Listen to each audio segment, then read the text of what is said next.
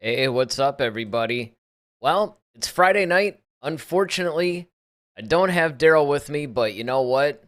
We got a lot to talk about tonight. And one of the main things that's going on right now is it looks like the Star Wars movies might be in jeopardy. Why? I don't know. Because it's Star Wars. Let's talk about it. You're listening to Head to Head, a Star Wars podcast. Two fans, two generations, all things Star Wars begins now. Hello, everybody. I'm Eric Vansel. And hey, look at this. We got him.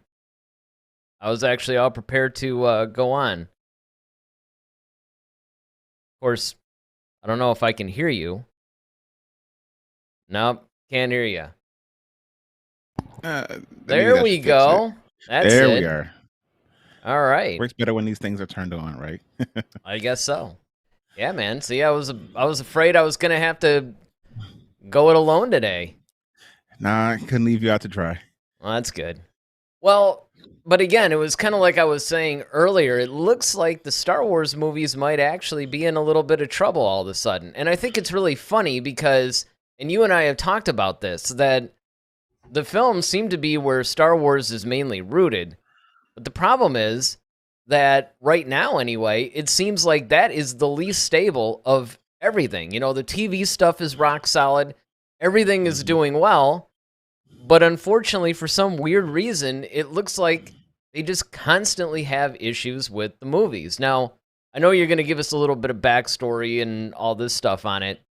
But as far as like what we usually do, where we give a little bit of a first thought type of a thing, to me, it seems like the problem is always going back to Kathleen Kennedy. Because on the TV side, it's mostly Filoni and Favreau. It's whoever the showrunners are.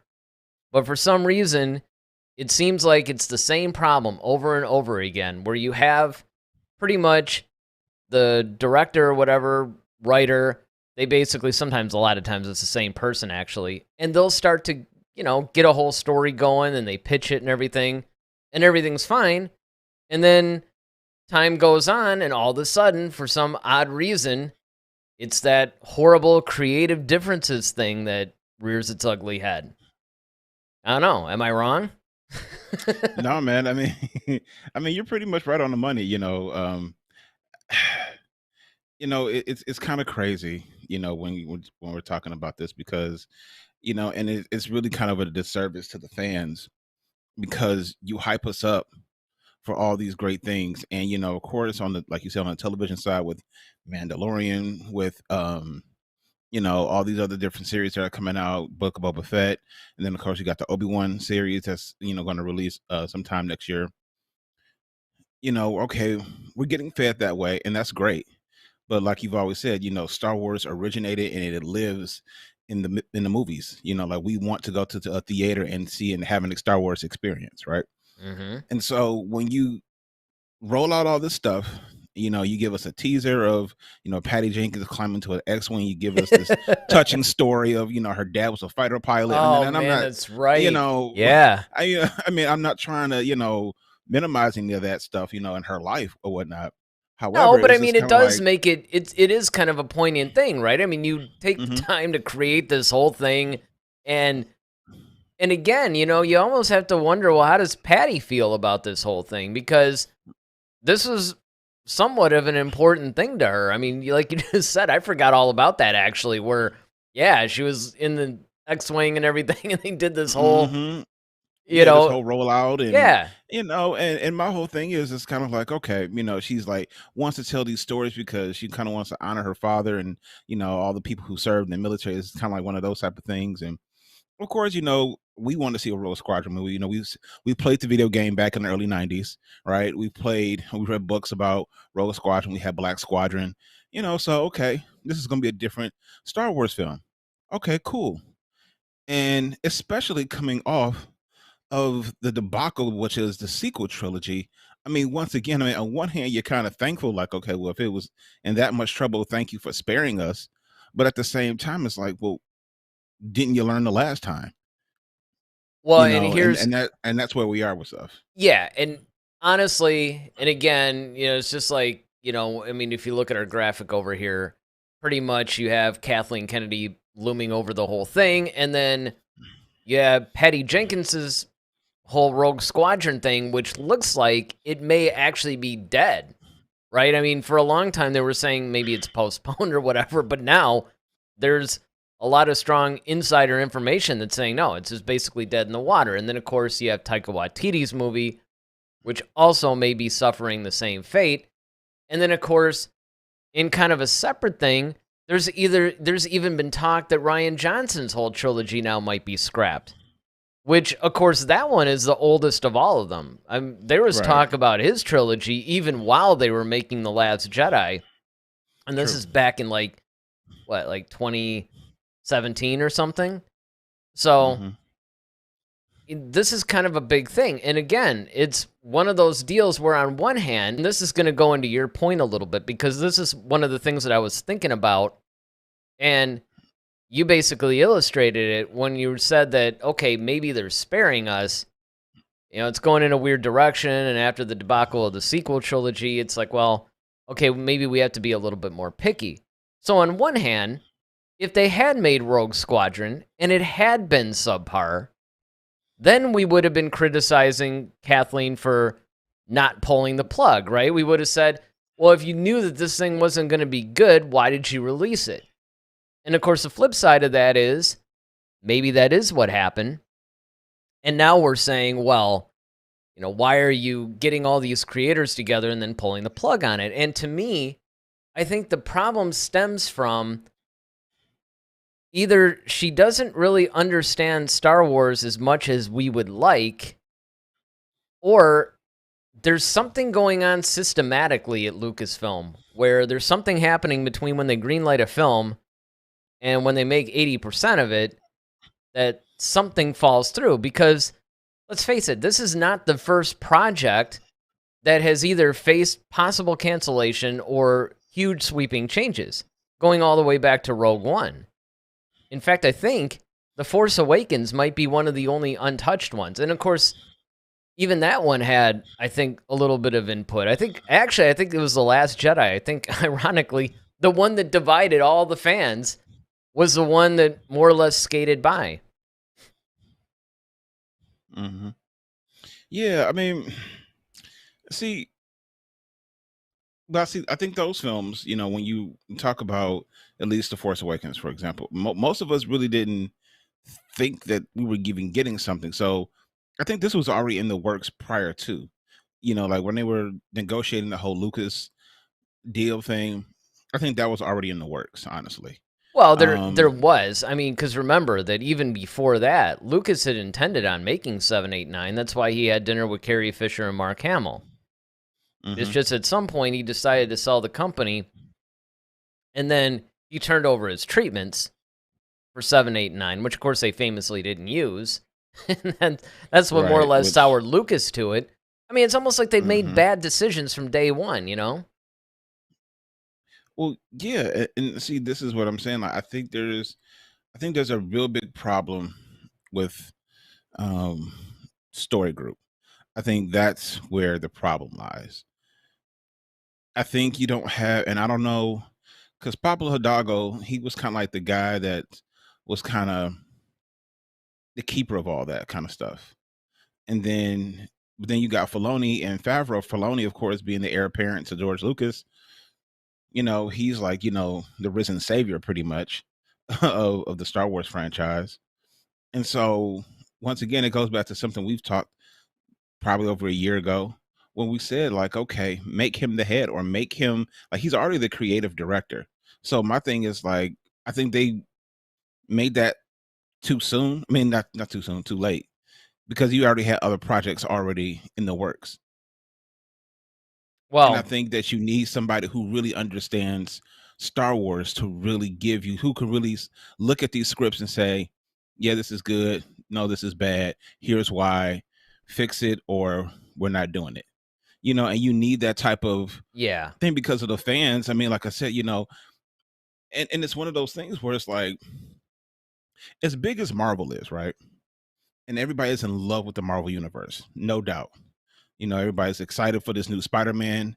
Everybody's excited for, all, the Shang-Chi stuff that came out. Everybody's excited. And it's huge. And as well as Marvel has done with the Avengers, Iron Man, Thor, you name it, they still don't even have a day. People look at like Star Wars as like May the 4th be with, like, it has this, I mean, granted, it's just a convenient, little thing, but people have a certain reverence for Star Wars. Well, and I would even argue And the that fact, people are starting to fatigue on all the comic book movies. You have the Eternals, which, well, there are a lot of hmm reasons for that, but I mean, it's the first, what they would consider a box office failure. And hmm I think that interest just might be waning a little bit because we've been inundated with them for so long, since since at 2007. least 2008, 7. Yeah. Yeah. Yeah. I Eight, mean, was it 8 or 7 when Iron Man, the first Iron Man? I think it was 7. Okay. But 2007, 2008, you're still talking 13, 14 years of hmm straight comic book movies. And, I And think that's it's not just counting the DC stuff either, right. because you had a couple of Be- Batman stuff. You've had, Sure. on the flip side of that, yeah. Well, the whole thing, right? I mean, since 2007, you even had some of the more floppy ones, like the Green Lantern movie and stuff like that. And then when they started to try to align the DCU, it's almost like then you had all the Man of Steels and all your Batman hmm stuff and Batman v Superman. So yeah, I mean, it's just it has been pretty solid the whole time. So I think that's part of it. But Pablo was actually part of the whole. He was really more the keeper of the story group when Lucas was hmm around. And I think what you're actually seeing, and this is where I think it's an unintended consequence of when they sold it to Disney, because prior to that, you had everything under one guy. Lucas hmm was the guy. Pablo Yep. was the one that was sort of the kind of the keeper of the story group, kind of. He was the main guy. He had some people under him, but it wasn't a committee like it is now. And Pablo's job was to pretty much keep the EU in line and to make sure that they didn't get too crazy or whatever. And they basically carried out what Lucas directed. And I think that streamlined workflow is part of the reason why everything worked out so well. Where now you have this thing to where everything's decided now more on a committee. You have more creators now that are involved in it. And I think there's still, if we're being honest, I think they're trying to figure out how to do it. Now, Ronaldo joins in and he says, in this case, I still believe there was no schedule conflict. I think Kathleen Kennedy didn't make sure that Patty and her were on the same page, as always. And that's it, Mm. because I think if this were just a scheduling conflict or something like that, like they purported, which, by the way, what was it, last week that we brought that up? I said that I don't think that's Yep. what it is. I You mean, did. That you did. I basically said, look, I wouldn't be surprised if this is covering up something a little bit bigger, because I think I even made the joke, like, what, you didn't know that she was working on Wonder Woman 3? I mean, come on, that's so stupid. I mean, if you don't really want to go into detail about why this isn't happening, just say that you don't really want to comment on it right now. Don't give us some bogus story about, oh, well, it's a scheduling conflict, because it clearly isn't. Well, and I think that's where fans get irritated. I think that the part that you just mentioned right there, because now you are the people who are supporting your franchise, you're now lying to. You know what I mean? It's like, and people don't really take kindly to that. It's like, okay, we are invested in it. We're fans. We've been here since day one. We deserve better than that. And it's like, okay, like you said, if you don't want to comment on it, then don't comment. But you don't necessarily have to say or give us, a full out, fabrication if that's the case. You know what I mean? But I think one of the biggest problems is that you have way too many people, um, and we have way too many people creating Star Wars stuff. And you have, I mean, don't get me wrong, like I like the fact that we have different things out there. Like I like the fact that we have, we got an Ahsoka, but see, if you really think about it, all this stuff is kind of taking place roughly around the same time period. Mhm. You got Ahsoka that's kind of happening, Boba Fett that's happening, Mandalorian that's happening. That's all around the same time period. The only thing that's different is Kenobi, and that's a limited thing anyway. Well, and Andor. So, And even those oh yeah, two and go on the Andor. same time period, roughly. Exactly. Roughly, right. Now, we've had major success with the books that have come out, right? So we've had, Lost Stars, you have Lords of the Sith, you've had all these different types of all these different books that have Aftermath trilogy. You've had all that stuff that's come out, even though, especially the Claudia Gray stuff, Bloodline. Dude, that would be a phenomenal movie. Yeah, I see where you're going. Just take a book that's already been done and just do it. If you need content, but see, my thing is, and it's already been proven to be successful. You just have to just execute it right. Just find a director who can execute that type of story. But see, now you're trying to create all these different stories from scratch. And like I said, Patty Jenkins, once again, don't get me wrong, cool. You made Wonder Woman, and let's just be honest, the Wonder Woman movies haven't been that great. Well, I mean, here's they're the thing. good, Here's but the problem. The problem, and this is what everybody forgets about. In fact, John Campea pointed this out on one of his shows very early on, because everybody was like, "What the heck? Why is Wonder Woman 2 so much less good?" Let's say, if I'm being yeah, nice, than the original Wonder Woman, because Patty Jenkins really wasn't the one responsible for the original Wonder Woman. I forgot what it was. right. It was either another director, writer, or somebody actually carried that Yeah. project most of the way through, and then she sort of picked up the reins and continued it. But she gets a lot of the credit for that, and it wasn't hmm really her. Yeah, and see, my thing is now you're going from a pond to an ocean. You're trying to write a Star Wars movie.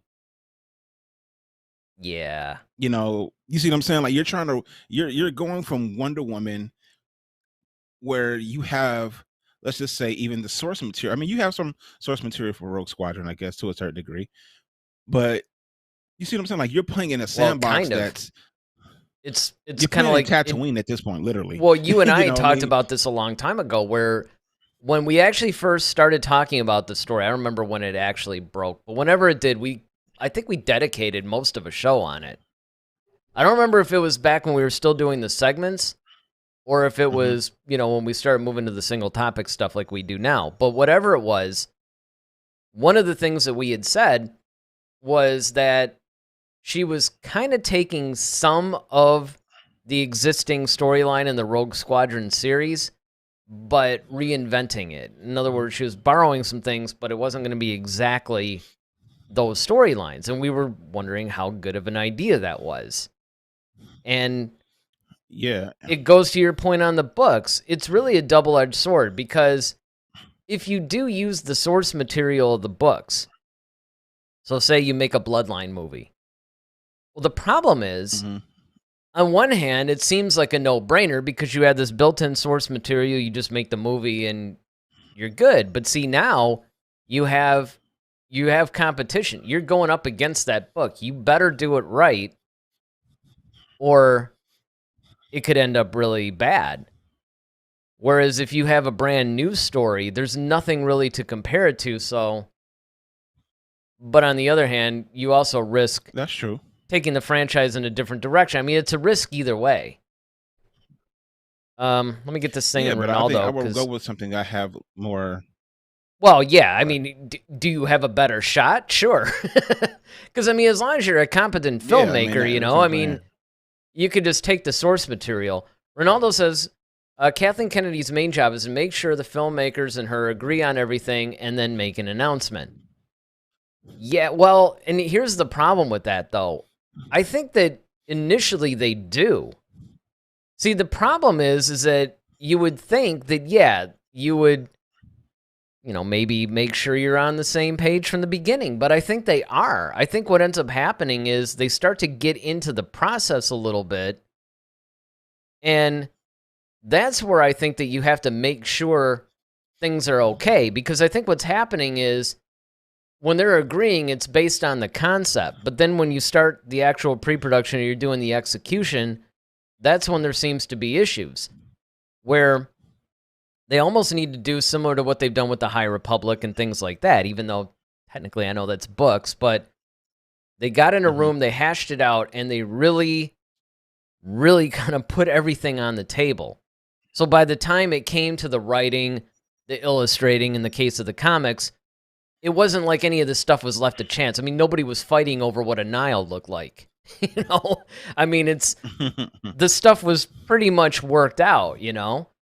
And the thing is that we said it a million times, right? She's a really good producer, and in fact, it's funny because I finally went back and watched the gallery for the second season of The Mandalorian. I hadn't really done it before. I kind of watched like little pieces of it, but you know, I went back and I really watched it from beginning to end, including the whole finale one, which is actually a separate episode. And I remember one of the things that struck me as ironic was the fact that there was a point that they needed something untangled or whatever, and Kathleen Kennedy came in and put on her producer hat, and she actually made whatever it was that they were trying to do possible. Because, again, she's one of the best producers in Hollywood. She's just a terrible... studio head. Studio head, thank you. You know, and that's really, I think, what's bad. Now, Ronaldo goes on to say, to be fair, I still think Patty is a terrific filmmaker. Have you seen her movie Monster? It was amazing. I have not seen it. I heard it was good. And again, I'm not saying that she's not a good filmmaker. I'm just saying that she's not what everybody thought she was based on Wonder Woman. Well, the other thing, too, to add to that, once again, my thing is, it's... okay, you can be a great driver. That doesn't mean you can, like, you know, and it's in everyday life. That doesn't mean you can just do NASCAR, though. NASCAR is a way different complexity. And that's kind of how Star Wars is. Like, she's a great filmmaker, yes. But when you're dealing with Star Wars, a creation that has been around since 1977, through this mastermind of George Lucas as a masterful storyteller, you know, like, you're trying to live up to the greatness that is the original trilogy. And now even people starting to see, like, the coolness of the prequels to that effect. Okay, then of course you had the Clone Wars, which he also was, you know, directing and had control over, which was masterful. Once again, told amazing stories with the help of Dave Filoni and his animation. So those two were a great pair. So then now, okay, you have this monument of greatness here, and then now all of a sudden, which you haven't been a part of before, you're swimming into some deep water here. And especially now you're coming on the heels of, see, it'd be different if the sequel trilogy went off well, but see, now people were already like divided. Yeah, that's it. And so then now you're trying to come in, and not only and you're swimming in deep water, but now that water is choppy. Well, and they're basically all over the place. The current is kicking. Yeah, they're constantly doing damage control. That's basically what it comes down to. It's constant. Exactly. It's like the problem is that for some reason they just can't seem to get it together when it comes to the films. And that's the reason why they're and the problem is because, like we said at the beginning of the show, because the films are really what you would call the anchor of the franchise. If you start messing those up, you start jeopardizing the franchise itself, no matter how good the TV stuff is. True. You know, and it's true, you know, like you said. And it costs more, yeah. Yeah, I mean, you know, you might be a good driver, but are you an Adam driver? I'll leave that. I'll leave that one there. Yeah, I know. I should be punished for that one. Ronaldo's got a lot to say. He says, I mean, I can understand that they make sure they understand each other, but then the director makes another thing. It even happened with Kevin Feige. That's a possible problem. That's actually true. Let me get to the rest of these first before I comment on it. But then this happens every single time. It's also true. I don't think the directors are the problem, but the producer, i.e. the studio head. And he says, by the way, did you see that Spider-Man trailer? Awesome. So he kind of went on a tangent on that one. You kind of threw a curveball. But to get to the point that you were making first on on the whole Star Wars thing, that's really what it comes down to, is that this is something that happens on virtually every film that they release. You start out to where whoever the storyteller is, because sometimes the director is also writing, other times you have the director, you have the writer, but the director's more or less steering the ship in this case. And then, of course, you have Kathleen Kennedy on the other side as the studio head. And at first, everything's all cool, right? Everybody's singing Kumbaya, and everybody's all happy, and they're popping champagne corks, and they're making announcements and talking about how excited they are. You know, you have 1 minute, you have Patty Jenkins all in an X-Wing telling a touching story about her father. The next minute, the thing's canceled. And that's because what ends up happening is somewhere in the pre-production process, it usually, or sometimes in the production process, like in the case of Lord and Miller, they make 80% of the film, and suddenly it's like, you guys are out of here. Bring in Ron Howard. It's like, okay, film's going to suffer a little bit. I mean, credit to him, because Ron Howard actually came in on Solo, and he looked at what was shot, he looked at what was done, he looked at what the problem was that the studio was having with it. He figured out, what do I need to shoot? What do I need to do? What can I fix with what's already shot? And then what do I have to additionally shoot in order to give this movie the tone that the studio is looking for? And then he did it, because he's a very experienced director. So he knows how to do that kind of thing. And this is the other problem that I think they have sometimes too, is because they want the youngest, hippest, coolest name of the moment, you know, they'll start giving films to some guy that maybe did two things. You know, like a music video and something else. But because of the hot thing, you know what I mean? It's kind of like... Well, Colin Trevorrow was the same way with Jurassic Park. Sure. You know, and it's they kind of axed him like... out. Well, yeah. And his story was actually cool. I mean, if his you read story... the actual... Yeah, well, but here's the thing, though, and this is something that you and I talk about all the time, is that the story was cool, but would it have been a good movie? Because... Right, because it's all about the execution at that point. Yeah, because, you know, they weren't really happy with what happened with Jurassic World. And it's kind of like, oh, well, you know, he's not as experienced. The problem is, and it goes back to something you said earlier, you're dealing with the Star Wars franchise. I mean, even Lucas himself can't live up to himself. You know, exactly. It's sort of like... That's a very valid point. You know? So, I mean, with the Star Wars franchise like that, you got to just give it to the people that can do the job. Forget the youngest, hippest director. Forget the fact, well, we got to have a female. We got to have this. And, you know, you're ticking off all the social justice warrior boxes or whatever. You have to give this to people that can do the job. Spielberg. Not exactly. So let me, before I go, oh, by the way, yeah, I did see the trailer. It's going to be interesting. I mean, it actually opens this month. December. No, it's Christmas, December. Right? Pretty sure it opens Yeah, Christmas Day. So not this yeah, month. Around, yeah.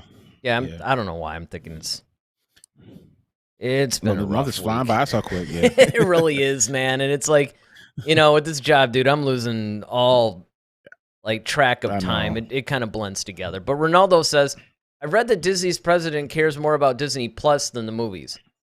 Kathleen Kennedy has given Disney Plus a lot of content, so I understand why she's still with us, making us happy. Well, again, I think it has more to do with the fact that, and at this point, I'm thinking this is accidental. Okay, I've lost most of my faith in them actually making an actual plan. I think this is just accidental. They accidentally did it right with the television stuff, with Disney Plus. Now, part of that is, because that is a good point, The Mandalorian was really one of the flagship shows that launched Disney Plus. So the success of Disney Plus as a platform really depended on the success of The Mandalorian as a show. So they put a lot of time and care into it. But if you look at the way that they run it, they put it in the hands of Filoni and Favreau, who kind of oversee everything. And again, if Kathleen would do something like that on the film level, you know, it doesn't have to be those guys. Maybe it is Kevin Feige. Maybe it is Taika Waititi. Maybe it's Spielberg. I don't know. It could be anybody, but the point is, you give it to somebody who really understands filmmaking, understands storytelling, understands Star Wars. Kind of like how Filoni does. And when you do that, let them run with it, and you run the studio. Yeah, I mean, I think that's the main thing, and I think with Filoni being named creative director, and it makes me wonder who pulled the axe on it. Was it really Kathleen Kennedy, or was it Filoni as creative director that says, you know what, this is going to tank the franchise? What do you think? Well, I mean, I think that this should have been done before it got to the announcement level. It's Well, like he wasn't announced yet, though. That's what I'm saying. Like the film was already announced before. I don't know, something like Rogue Squadron, though. I mean, they could have fixed it. I don't think they would have necessarily had to axe the thing. I mean, how bad does it have to be that you would actually have to axe? See, something that was like kind of out of left field, like maybe something Rian Johnson would come up with. You could understand maybe them going, "Yeah, dude, no, we're not doing a Life Day trilogy," that kind of thing. It's like, oh my god, yeah. Jesus, we're not doing a Wookiee trilogy on Chewbacca's family or something, something like that. But I mean, Rogue Squadron, it's like, I mean, how bad can it be? I mean, even if the whole script and the whole story was bad, you just start over. Yeah, I mean, so and that's what I'm saying. I'm trying to figure out where the disconnect is. Like, is it the disconnect in the story? Is it with Patty? Is it with? Well, don't forget. Is it a combination of? But you got Taika and you got Rian up there too. It's like what? Yeah, and I was about to say, and this would be one thing, too. Right? If this is just the Patty Jenkins movie, I mean, granted, I think the focus is on that only because that was the closest to being released. But you have two problems now. Number one, what are you going to put in that December 2023 time slot? Are you just going to let that go? And then secondly, you're not just canceling one movie, you're possibly canceling multiple. So what's going on? Ronaldo says, in my opinion, she gives this to the people that can do the job. The problem is she can't make sure the creators and her understand each other. Well, that goes back to what we were saying before, is the fact that I think what happens is conceptually they agree on something. But then as it moves further into the pre-production process where you're starting to really flesh out the details, I think there's a disconnect, because I think that there's a difference between what Kathleen Kennedy thinks is Star Wars and what these other creators are trying to do with it. I mean, on one hand, it's like take Lord and Miller. That's a perfect example. They were going to do something almost a little bit more comedic. But it wasn't like this was a mystery to her. I think what happened was they presented it in a way that they were going to make it a little bit more humorous. But I think it's when she finally saw what they were actually doing, it's like, whoa, this is like way too over the top. And again, it's kind of like you brought up, though. This is before Filoni was named the creative director. But here's the thing. He's ensconced in The Mandalorian, Ahsoka, all this other stuff. How's he going to now focus on the film side of things, too? And does that creative director thing only refer to television, or is it everything? Right. Well, I mean, and that's what I'm saying. Like, I think it should, in my opinion, I think it should go for everything, because if you're a creative director, you have to steer the ship as far as like because like I said, you're the heir apparent to Lucas. So it's like, if there's no one else that we can trust to do right by the franchise, it's Filoni. And he's proven himself already with Clone Wars, with Bad Batch, with all these other things. And as far as storytelling, he tells very good, compelling stories. So he knows a good story when he sees it. And they've even picked some great directors. We've got, Deborah Chow. We've got, they do everything right in television. I mean, exactly. In television, they do everything right. I don't know why this is so hard. Just, I mean, so that's what I'm saying. Like, it just seems like on the film side, it's like, what's the problem? And the problem is Filoni's not doing it. Now, again, exactly. You can go back to this. So I think actually I think you were kind of in this area too, but they should get Hidalgo involved as well, because Pablo's got Yeah. the story group side, and it seems like you don't hear anything about him anymore.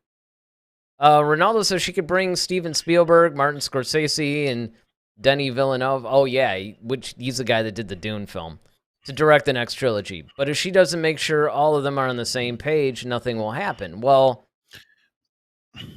yeah, and it's just, once again though, great directors. Like I said, Spielberg. Okay, I have no problems, with that. Well, it makes you wonder because though, would she actually be like, raking Spielberg over the coals? Like, hey man, this isn't what we discussed. You can't do this. I mean, would you really do that to somebody of his caliber? He'll just be like, my friend here, these Grammy. Well, yeah, right. He'd pull that Austin Powers line. But then again, don't forget that he directed a little bit of Return of the Jedi. He did some work on Revenge of the Sith. But that's what I'm saying. He actually worked with Lucas. He actually understands. Right. They're from the same area. They're peers. You know what I'm saying? Like and he gets Star Wars too. He understands what Star Wars is. I mean, heck, have you ever heard this movie called E.T.? I mean, it's just kind of like he gets, telling stories in space and all that type of stuff. And like you said, he's directed some of the stuff for Star Wars, or he's at least sat with George and looked over. It's like, well, I would change this, or exactly, maybe do that. So he would even punch up some stuff in the door. Lucas respected him so much. So that's what I'm saying. Like for him, yes, I really wouldn't question. All you just need is Filoni to give him the story to tell. Because of course, even though as good as Spielberg is, Star Wars is not his lane. But Filoni eats, breathes, lives Star Wars. I think he could. I think that Spielberg could craft a Star Wars story, though. And let's not forget that Spielberg is, even though Lucas produces it, Spielberg is the guy behind Indiana Jones. True. So I really don't think that, I think that if you gave Spielberg... But he didn't write it, though. That's what I'm saying, though. No, Kasdan, I think, actually wrote it. But that doesn't mean anything. Kasdan wrote The Last Jedi, I think. Or no, Johnson wrote that. But he wrote The Force Awakens. Mm-hmm. It's not as if... yeah, you could put the same guys together and you could try to make something out of it. But, again, I don't really even think the problem is so much the storytelling. I think it's the fact that these guys feel like they're so imprisoned by all these parameters, that I think it affects things. Because if you think about it, Lucas never was sitting there thinking like, I wonder if the fans will go for this. I wonder if this is going to... He didn't care. Star Wars was his thing. He's going to tell the stories he wants to tell, and if the fans like it, great. If not, well, whatever. Yeah. And that's the attitude. I hate to say it, but that's the attitude that these guys have to have. Now, on the other hand, you don't want them to take Star Wars and abuse it. Star Wars does have some definitive rules, But the thing is, with Lucas, though, him doing that versus with Lucas doing it, it's different because he's the creator. So it's like, I can do what I want. This is mine. Versus someone else taking something that, that you built and then decided like, oh, okay, well, this is how it's going to go now. And it's like, okay, well, here, how about this then? So if you take Empire and Return of the Jedi, which arguably, everybody, especially Empire. So you had Lucas that was more in the storytelling and kind of executive producing and, basically approving and disproving everything. But it was actually Irvin Kershner. Yep. That more or less did it. And so if you had something like that, where you, like you said, you have somebody like maybe Filoni filling that Lucas role, but then you give it over to whoever. That's what I'm saying, yeah. Now that could work. That's what I say. It takes the pressure off Spielberg because now he can just solely focus on the look of everything. Yeah. And he can actually, and he's more of he's an actor's director. Sure. Which George Lucas arguably is not. So that's what I'm saying. Like, if you put somebody like Filoni, where he can just solely just worry about the story and just kind of like, okay, here's what this character is doing. Spielberg takes that like, okay, I know how to get that out of this actress or actor or whatever. and they go on about it, and it's I'm almost here we like, go. I'm thinking of the whole Few Good Men, it's like, who's going to do it? You, Spielberg? Ronaldo says, it's funny that I said Steven Spielberg, considering the same thing happened with him and Kathleen Kennedy with the next Indiana Jones movie, and that's true. I mean, this woman doesn't leave anybody alone. You're getting they're getting a lot of blowback with that. Which, is understandable. About the upcoming one? Yeah. Oh, well, I didn't hear about this one. Okay. Yeah, well, I mean, it's not going to be as big a news. I mean, it's out there, but it's not super out there like a lot of the Star Wars stuff. But that's because the Indiana Jones franchise is a little bit more contained because you don't have this vast universe, for one thing. It's a very linear storytelling type of a thing. And secondly, you don't have all these... There was a time where you had some comics and you had some novels and stuff like that, but it's not like how Star Wars is. I mean, Indiana Jones is a franchise, no doubt, but it's not going to have that same, I guess, insanity that Star Wars has. Plus, they haven't spun it off too much. Now, they did do that a little, like in the 90s when you had Young Indiana Jones Chronicles, and they were starting to really do some stuff with it, but then they brought in the Reigns, and then of course you didn't hear anything. So let's see. So Ronaldo says, well, the only thing we can do right now is support her and hope for the best. But that's not really that's not really the attitude, though, that that you really want to have when you're dealing with a franchise. So it's like, well, let's just hope for the best. I mean, see, that's what we did with the sequel trilogy. Well, so that happened. We've tried that already. Yeah, and that's the problem, honestly. And it's bad because, see, this and is I think we're already there. See, this is because every so often we always it's Kathleen Kennedy out of like we always kind of have to keep reporting that every so often, and this is why though. It's like because like every it's like, crap, lady, like what's wrong with you? Here's what's funny about that, though, when you really stop and think about it. I remember just the sheer disappointment when her contract was extended. I mean, it was like everybody was just, but voices cried out. Yeah, and silence. Absolutely. You just see Yoda doing his dropping his cane and all that, because I mean, it just, everybody was mean just when that happened. Exactly. They were hoping so much that she'd be out of there. I mean, it's just so funny to me because who really cares about a studio head? I mean, how bad do you have to be doing your job that people are actually going, well, maybe we just need to get rid of the studio head? See, this is what they do with the Lions, because with the Lions, I was just being about to so say bad, like, right? Get rid of the Fords. Right. In any other team, if they're not having a great season, nobody's, get rid of the team owners. Yeah, it's usually the head coach or the quarterback or something like that, or maybe he's get some better receivers or something like that. It's only the Lions where the franchise is so bad that they're like, yeah, man, maybe we better take a look at the owners. Because who cares? And that's the same thing with this. Nobody's, sitting there going, well, this movie didn't live up to expectations. Well, who's the studio head on this one? I mean, it's just, this just shows you how unique Star Wars is. And that's it. I mean, that's, to me, and it's crazy. No other franchise has this problem. Like Fast and the Furious, fine. It's just like all these other franchises are like, doing well, and everybody's just rocking out. Marvel's cool. Everybody's just doing their thing, and then here comes Star Wars. Well, I think that part of that too is that with Star Wars, you have a definite fan vision of what Star Wars should be.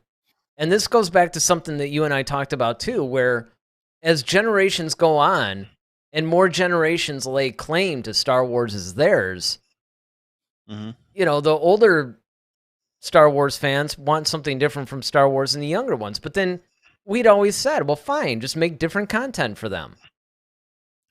Yeah, it's funny because I just talked to my students the other day, and I mentioned Star Wars, and I was just amazed at like how many were really into it. I was kind of like, wow, all right, Yeah, I know. and Still, like, I mean, yeah, I is was there like, anybody left? so I'm just kind of, but especially for them to be that, because like I mean, most of them, and I guess it's probably the same way.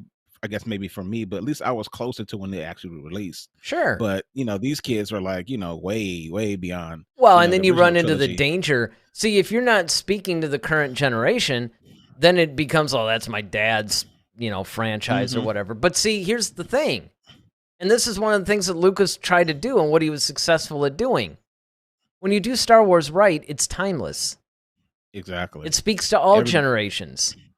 Yeah, it's kind of like how Michael Jackson's music. He said, "I wanted everybody from 8 to 80 to be able to like, listen to it, and enjoy it. Doesn't matter." Right, but the trick is not just 8 to 80 in 1987, 8 to 80 Oh, in yeah, no matter. 2021, Yep, 2081, I mean, it just, and on it goes. exactly. Um, so basically, Ronaldo says, I mean, if Disney Plus is a success with the Star Wars content, she's going to stay a while. Yeah, it's too bad that they actually give her the credit for that. I don't. He Well, also no, see, says, well, let me just get this one in, then we can okay. talk about it. And I'm torn on this. I want her to go, but I want the TV stuff to succeed, but that means she'll stay. I See, I personally don't don't think it's... Yeah, that's what I'm saying. I don't think that's her though. That's what I'm saying. Like No. everybody knows it's Filoni and Favreau. You Like, keep Filoni and Favreau, you have nothing to worry about. All now Kathleen you get rid of Kennedy's doing those. there is Yeah, signing checks and butting in on the gallery stuff and talking yep. about how she loves Star Wars so much, and yet she continues to destroy it. I don't really think that Hmm. that's a thing. I mean, granted, now from the producing side, I have no doubt she probably does some things and maybe loosens up the purse strings a little bit so they have the resources they need and all that other stuff. But I mean, from a creativity standpoint, she does nothing. Exactly. And in fact, her not doing anything means she's not ruining it. See, and this is the part that I really like. I like the fact that she mostly stays out of the TV stuff, and guess what? That's why it's good. That's Hmm. why it's working. That's why fans aren't fighting each other over it. Yep. Everybody can't wait for Boba Fett. Yeah. We even just found out that Sabine is going to be in Ahsoka now. So it's just Well, and I mean, is anybody really surprised? Because I mean, it's well, no, again, but who's I'm just what's the saying. name of the person that was cast? Let me pull up her name really quick. Yeah, and where's she from? Um, I mean, it's relevant. I know I'm probably killing our ability to have an entire show on it now, but well, her name is Natasha Lou Bordizzo. Yeah, Natasha Lou Bordizzo. Um, she's been selected to play Sabine. Let's see. I mean, it should surprise no one. We've been saying forever, back when we thought, what's her face, Sasha Banks or whatever, when we thought she was actually Hmm. going to be Sabine in The Mandalorian. Which I really wish that was the case. Actually, honestly. Well, yeah. I mean, again, And, I don't know who this young lady is, so I'm not saying she wouldn't do a well, good job, but I'm just saying Sasha Banks has had that look sure. and And the here's the physicality thing. background. And the physicality, too, yeah. And the thing is that you really would have a hard time doing The Mandalorian without Sabine, to be honest. But if you're going to Hmm. do an Ahsoka series, then you almost have to. You almost have to. And now, so Ronaldo has this other counterpoint, though. He says, well, to be Okay. fair, she was responsible for Mandalorian. She did her job the way she needs to do it. Kinda, yeah. But again, that goes basically to what I was saying. She was just the studio head, right? She's not over there deciding what the directors need to be doing and doing all this other stuff. She left that to Filoni and Favreau. See, in She the appointed. movies, She might have appointed them. Maybe that's her part that she played. Is she appointed Filoni and Favreau to do? Because I remember there was a big thing because everybody wanted Filoni to kind of start directing. They wanted him to do live action. And they were like, well, they wanted him to actually do a film. That's what it was. They yeah. wanted him to do a film. And they was like, well, he doesn't have any experience doing live action because most of his stuff has been in animation. Now, Favreau, however, has, been successful with live action stuff, hence the Marvel franchise. So he's like, okay, well, we'll put him with Filoni. We know Filoni is the heir apparent to Lucas as far as storytelling wise. Those two together should make beautiful music together. And that's what happened. That's why we got Mandalorian to look the way that it looks. Well, and I'll even go I'll go as far as she put that team together. Yeah, that's what I'm saying. Yeah. And that's fine. pretty much, and I mean, I guess to Ronaldo's point, that's probably, that would be her job, right? I mean, she's a studio head. It's a studio head. You hire people, but here's my point though. The difference between the TV stuff and the film stuff is that she hasn't figured out that she's not the producer. She's the studio head. See, with the TV stuff, she acts more like a studio head. With the film stuff, she tries to act too much like a producer because that's her background. That's what she's done. That's what she excels at. There's nobody in Hollywood that will not heap tons of praise on her as a producer. She's one of the best that's ever existed. Problem is, she's not the producer anymore. She's a studio head. And if she would just start doing for the films what she's been doing for television, I think things will be okay. And this goes into what you have been pretty much saying this entire show. Put somebody in place that can be the overall creative decision maker for the films. Yep. Now, you could use Pablo Hidalgo as a resource because you need that story group continuity because, he's been there the whole time. He's been there the whole time. But now, see, it's kind of like you said, though. The difference is that Filoni is a huge Star Wars fan, and he knows all this stuff. He probably knows as much as Pablo does about the franchise. At this point, yeah. I mean, if you bring up some obscure expanded universe story, Filoni probably knows it. And he gets Star Wars, and that's what you have to have. Or even, I mean, you would almost hate to break up that team. Yeah. It's working for television, and you want to, because, the tempting thing to do would be like, well, just take those guys and move them to a film. Let Favreau do a movie. Well, I would even say,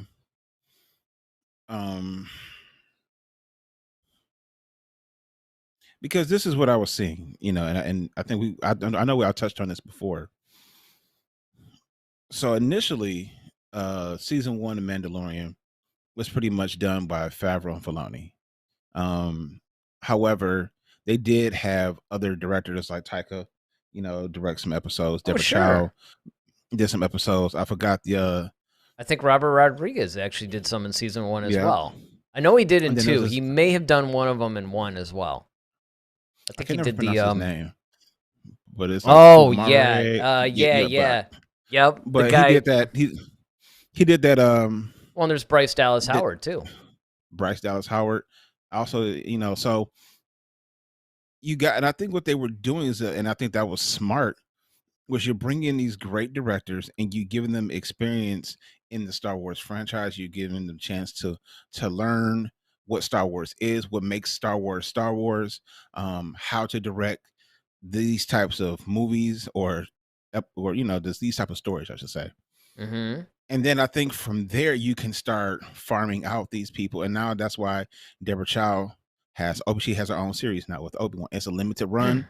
You see what I'm saying? Like that was smart. Like that was and you've said this.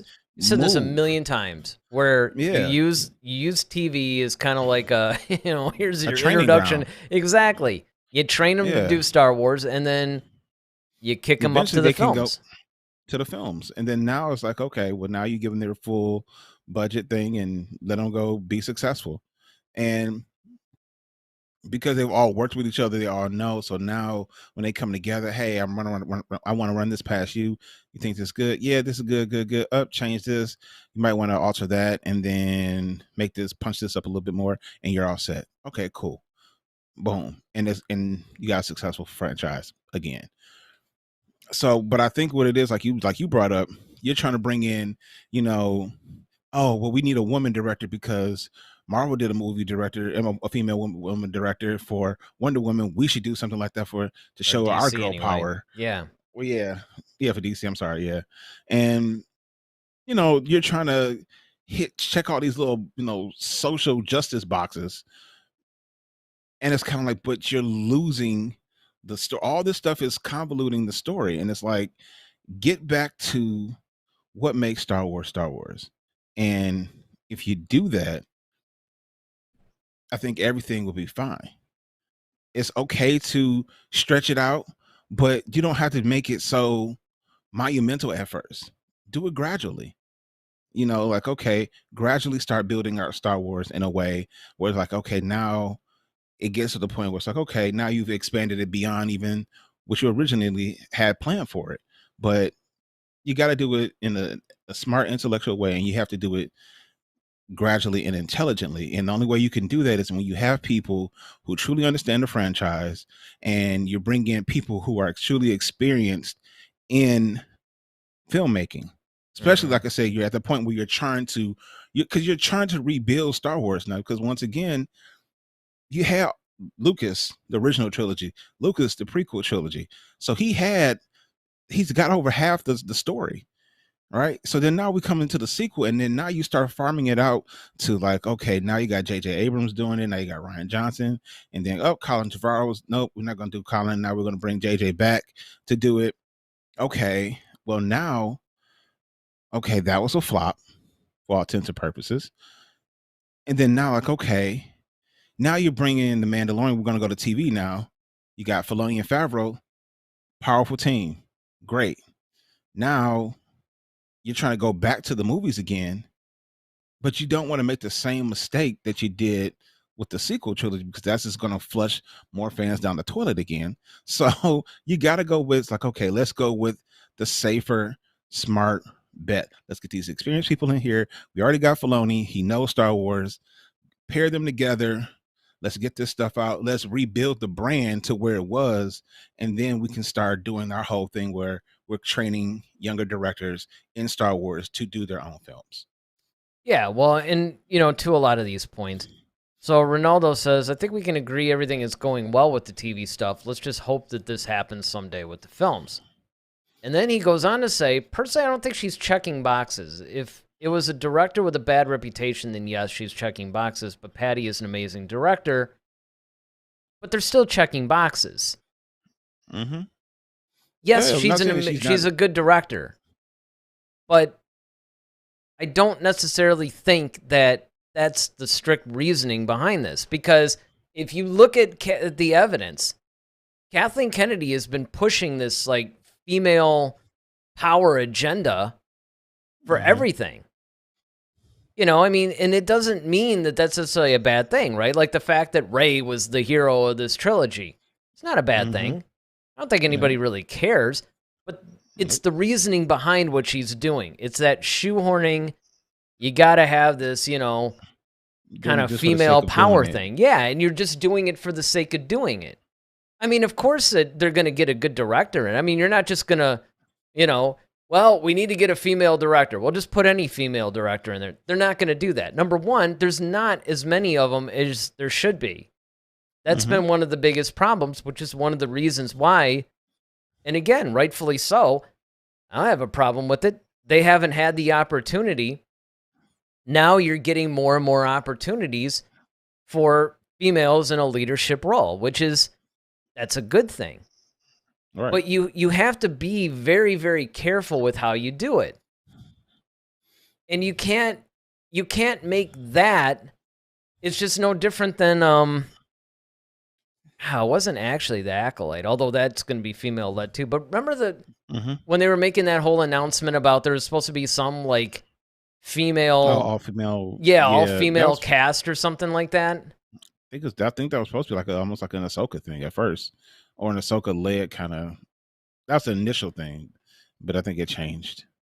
Well, it was either that or it was supposed to be like I don't know. It was like this ensemble cast thing, but she's definitely got this thing where she's trying to do that. And I mean, on one hand, her being a woman, the fact that she can give this opportunity to other people because of the position she's in, you can understand why she's doing that. Sure. But it's like, look, you're the head of Lucasfilm. Develop other projects. Don't make Star Wars your social justice experiment. Yeah, or your crusade. Yeah. Exactly. Mm-hmm. You know, and that's not to say like, okay, well, it's got to be, I don't care who it is. Yeah. But I mean, like I said, we don't care if the director is black, white, Asian, woman. You know, it doesn't matter. It's like, can you tell Star Wars stories well? Right. Period. Right. From the story to the execution, can you tell it all the way through? Exactly. We don't care. That's all that really matters. And especially now. It's a movie. Stories, half of them, people in their thing are aliens anyway, so we don't care. I mean, you know, it's just like, whatever. Well, yeah, and I mean, look, you know, you still do have these people. I mean, you understand why people are doing it, because you remember when there was a group of people that were up in arms because you had a black stormtrooper? Exactly. I was just thinking about John Boyega. I was just about to say it too. I mean, you know, this poor guy, he gets this opportunity, and you know, he was excellently cast and all that stuff, and everybody's like, "Wait a minute, you can't."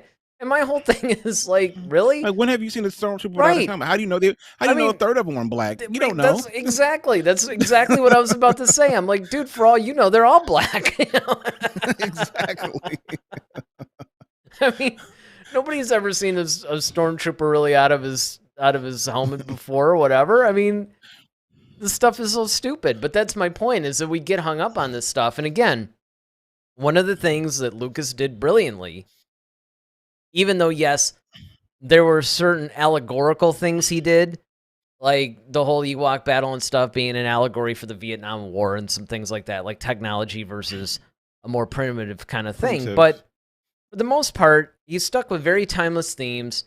He wasn't using the movies to tell the current social state of the world.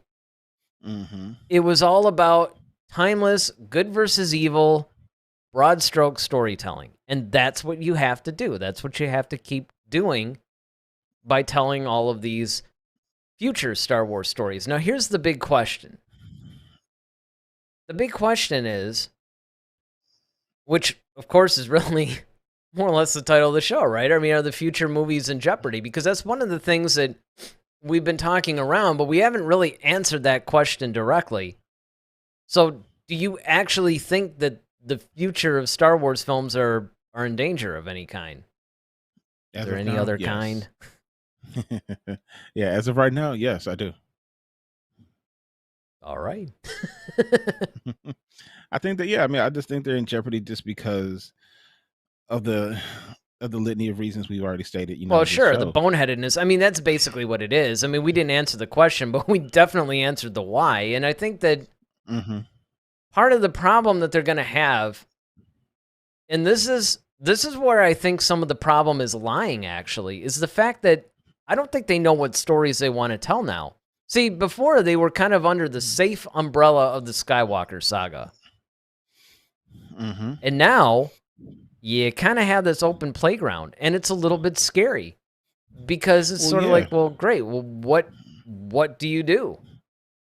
Yeah, and if you really think about it, it's still staying safe to that, if you really stop and think about it, because for the most part, okay, you got the Mandalorian. That was outside of the box, just as a tad. But, you know, you're still going back into Ahsoka. Ahsoka dealt with Vader and everything. Well, I'm talking about films. I don't know. What I'm saying is that they're, as far as the Skywalker thing is, like, they're still sticking to, like, even they're still sticking in that on TV. But that's what I'm saying. But so when you go into the films now. Well, Rogue One, though, was supposedly taking place after Episode 9, so I don't really know how safe that is. In fact, I thought that might be a little too Rogue dangerous. One? Yeah. You mean Rogue Squadron? Yeah. Rogue Squadron. Did I say Rogue One again? Yeah. That's why I was just like, huh? I get it, though. You're like, what? Really? I was like, wait. No, yeah. Rogue Squadron, yeah, it takes place after Episode 9. No, I completely agree with that. And so that's one of the films. Right. But I think that's now I'm just saying, to strengthen your point, that's why they're freaking out, because they don't have the safety of the Skywalker thing anymore, because they pretty much have bled that dry just about at this point, between the television and and the other movies that they've already come up with the sequels.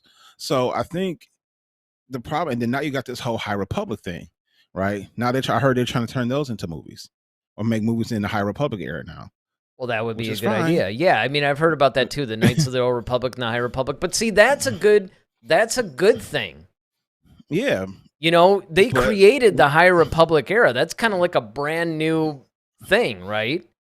Well, there you right. go. I mean, if they But wanted once to do again, if something you like can't that, tell the right story, though, once again, well, you still have to follow the. yeah, but you still- 'cause- here's a problem. Well, that's not the problem. Here's the thing. to which there would be a problem. Because,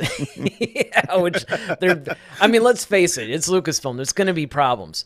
But I mean, I think that because the High Republic has been fleshed out to such a degree, they almost have that same safety net that the Skywalker saga gave to them to a degree. In fact, you could argue that the High Republic has been even more fleshed out. Because the Skywalker saga really started with those 3 movies, the original trilogy. And it kind of went a little bit before with the sequels, and it was kind of like Lucas's, pretty much his linear little story that they then added and embellished a little bit. But the High Republic has got all kinds of facets to it that have been pretty fully fleshed out by these 7 to 9 authors. And you already have, a bunch of novels and comics and stuff like that. So they could do one of 2 things. They could either directly adapt one of those, which I don't think they're going to do because they haven't done that with anything else. But what they could do is very similar to what they're doing with the Skywalker saga on the TV front, is they could neatly plug in little stories into various little nooks and crannies of what we've gotten with the comics and the books and all that other stuff with the High Republic. Yeah, I mean, I guess what I'm just saying is, for me, I just feel like everything is in jeopardy right now because of the fact that you have a studio head who really doesn't have any. It seems like she doesn't know what she's doing with this whole movement, and like they haven't really truly fleshed everything out. And so when they initially wrote out all these things, like, okay, Rogue Squadron, Mandalorian, Book of Boba Fett, they released all this stuff, Ahsoka, Obi-Wan. Okay, it seemed like they planned this stuff, because that's the whole thing we kept talking about. Oh, it looks like they planned it this time. It looks like they actually know where they're going with it. This is gonna be a limited series, Acolyte, all this stuff, Andor, and we've been seeing progress on it. Well, I mean, not to interrupt you, but I think that on the TV front, they have a very, very firm plan in place. Yeah. If only they could do that with the films, they'd be all set. And honestly, I think that it just comes down to if they just got together with Filoni and Pablo and Kathleen, don't even involve director, none of that. All you got to do is say, hey guys, where should we go with the Star Wars films? What stories should we be telling? Just figure that out. And then maybe come up with some sort of rough outline of what stories you want to tell or what you want to happen. And then start picking the right directors for those jobs and the writers. And then just do that. I mean, it sounds like it's almost like that joke I make when I say I'd coach a football team and I'd just be like, look, just get the ball and run to the other side. And don't let the other team... What's so hard about coaching? Right? But when you boil it down to its simplistic, elementary type of thing, that's what it is. Yeah, the nuts and bolts of it all. Yeah. Mm-hmm. But I think, they're, like I said, I think they're allowing a lot of other stuff to cloud their judgment, if I can use a Star Wars reference, since we're on the show anyway. But I Sure. think they're allowing all this other stuff to, like you said, the social justice stuff that they're trying to, agenda that they're trying to push. They're trying to do all these different things. Okay, well, we got to take Star Wars in this completely new direction, and we got to make it like this because we're competing with, Marvel and all these other. It's just like, no, just stay in your lane. Like, your Star Wars faithfuls have been there since day one, and they will continue to be. So if you just keep creating good Star Wars stories, like, the directors will fill in the gaps for you. Yep. But you need to have the story there, and they'll fill in everything else. Or Ronaldo says, I don't think she has an agenda or anything. I don't see any indication of that, but that's just my opinion. I mean,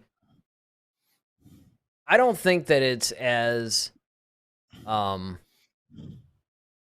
maybe as blatant or militant, but she definitely has an agenda. I mean, she stated as much. This isn't like just our opinion or something like that. I mean, she's basically said this stuff. I want to plug more women into these type of roles. I want to feature more female-led stories. I mean, you can't really get more blatant than that. So, I mean, what was another comment she made once? I want Star Wars to reflect the world that we live in today and this kind of thing. And it's like, had to agree to disagree there, man. The evidence is out there. He also says, I think the only movie that will happen is Kevin Feige's, just because it's him.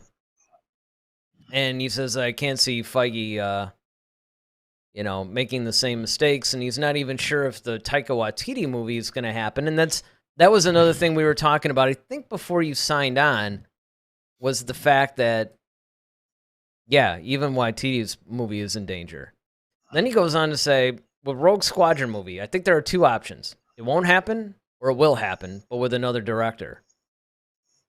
See, at first I thought it was going to be like, it won't happen or it will happen. Like, yep. I agree. I think they have a plan with the TV series, but it seems the films are all individual projects and not trilogies, and no, Ryan's won't happen. Yeah, we talked about that a little earlier, too. Yeah. But that's really what it comes down to. You basically have this really nice workflow that they've gotten going with the TV series. And everything seems to be planned out, fleshed out, and on a really good path.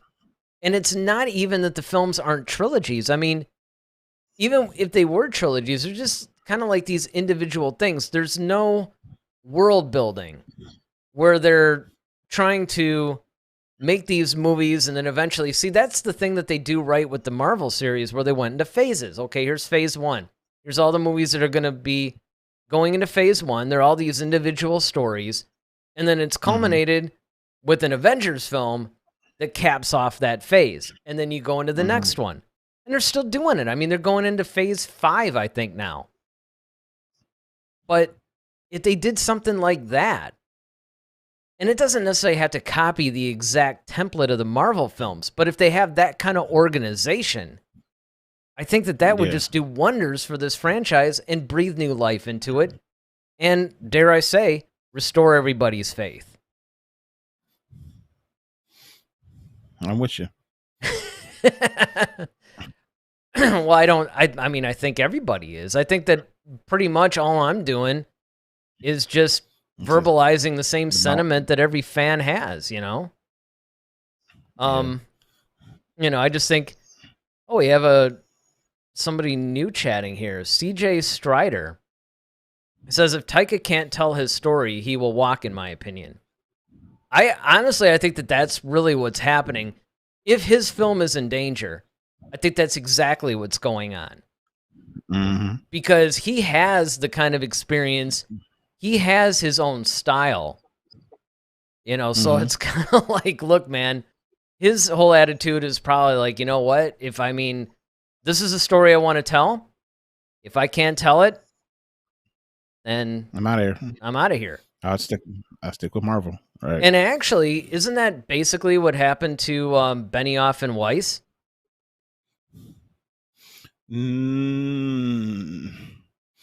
I think partially. Well, they had that Netflix deal. Yeah, They had Yeah, they that, had and I that know they Netflix had to deal, concentrate on that. But I 'cause we could have still haven't heard anything sworn, about yet. I mean, there were Announced anything, rumors but that they were going to do, the whole Old Republic thing or something like that. But then, mhm. again, one of the things that you keep hearing over and over again when it comes to the whole Kathleen Kennedy thing is creative differences. Every single time that somebody walks or somebody does something, it's, well, creative differences, creative differences. I walked because of creative differences. And it's like, I wonder if she's actually fully, how do I want to put this? I wonder if she's actually Are expressing, her yeah, feelings well, clear on this matter? well, basically, sure, right? It's like, what is it that you want? What are you trying to do? Because again, and this is something we said earlier in the show too, it starts out okay. I mean, before the Mhm, pre-production process, everybody's popping the champagne corks and it's all great. mhm. So what happens between that and then, some number of months later, or in the case of Lord and Miller, when they make half the movie or over half the movie, suddenly it's creative differences. Who knows? Yeah. Either Who way, I knows, think it's man? going to be a really interesting ride. I'm curious because here's the thing that, we'll leave you guys with too. Besides, of course, don't forget to hit that like button, hit the subscribe button, leave a comment in the comment section. Let's keep this discussion going. But one of the themes that you guys could talk about in the comment section too is Rogue Squadron. I said it right this time. Rogue Squadron was originally slated for release in December of 2023. So Mhm. it's kind of like, besides the future of the Star Wars film, just in general, the way that you and I have been talking about it, but they were going to release something in 23, 25, 27, so on and so forth. What are they going to put in its place? Maverick. Right. The Top Gun movie that's never going to be released. Exactly. Same He'll principle anyway. he'll have Mission Impossible like 7 or whatever they're on now out before the stupid Maverick thing is out, and that thing's been done for like 2 or 3 years now. Yeah, Mhm. it's crazy. I don't know. It's going to be really interesting to see, one, what they do ultimately, and two, what direction they're going to go. Because again, I'm kind of with Ronaldo on that. I think that they should stop trying to make all these individual movies. I mean, I understand why people do that, because there's so much in Star Wars. There's just so much depth. There's so much that you can do, and there's so many stories you can tell that you do want to try to cover as much ground as you can. I mean, we just did that. What was a show we did not too long ago? The whole, is Thrawn the future of the franchise or whatever? I still say, yeah. Give us some Thrawn stuff. But it's going to be interesting. But that's probably going to wrap it up for tonight's show, I think. So Monday at 8, we get to review Visions episode 6. Yes. Something tells me that you probably aren't as big a fan of episode 6 as you were of episode 5. Well, I'll just say tune in Monday for my opinion. Yeah, it's going to be a fun one. So, be sure to watch us Monday night at 8, where we're going to be continuing our, at times, very painful Star Wars Visions reviews. But we only have 6, 7, 8, 9. We only have like 4 more to go. So, that'll be good. And then Wednesday, because we're starting to try to do this whole little tradition now, the night before Thanksgiving, Wednesday night. Last year, we actually did a whole reaction where it was me, you, Dave Kazi, one of our friends, sat down and we watched the holiday special. That was basically what we did. Live stream. We actually live streamed the special and we were reacting to it in real time. This year, was Ronaldo the one that suggested it? Mm-hmm. Yep. Yeah, Ronaldo suggested that we do the Family Guy parody Blue Harvest, the first one. So we're going to try and see what we can do and pretty much be in danger of, I'm sure, copyright strikes or something. I mean, we got lucky on the holiday special. So we're going to push it with this one, I think. But that's the plan. The plan is Monday night at 8 o'clock, we'll be live. We'll be reviewing Star Wars Visions Episode 6. And then Wednesday, probably the same time, 8 o'clock, we will watch in real time the Blue Harvest thing. And we'll see if maybe we can get a special guest on there to do it with us.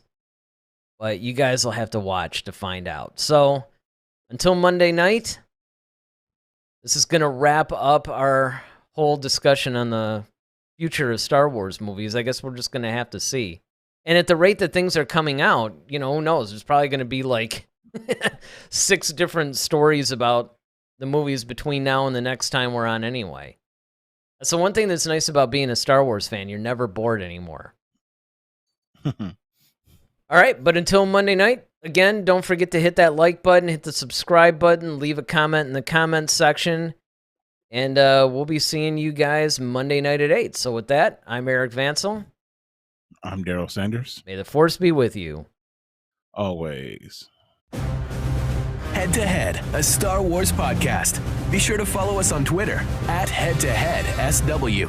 Submit your questions for our next show. Visit our official website at headtoheadswpodcast.com. Until next time, may the Force be with you, always.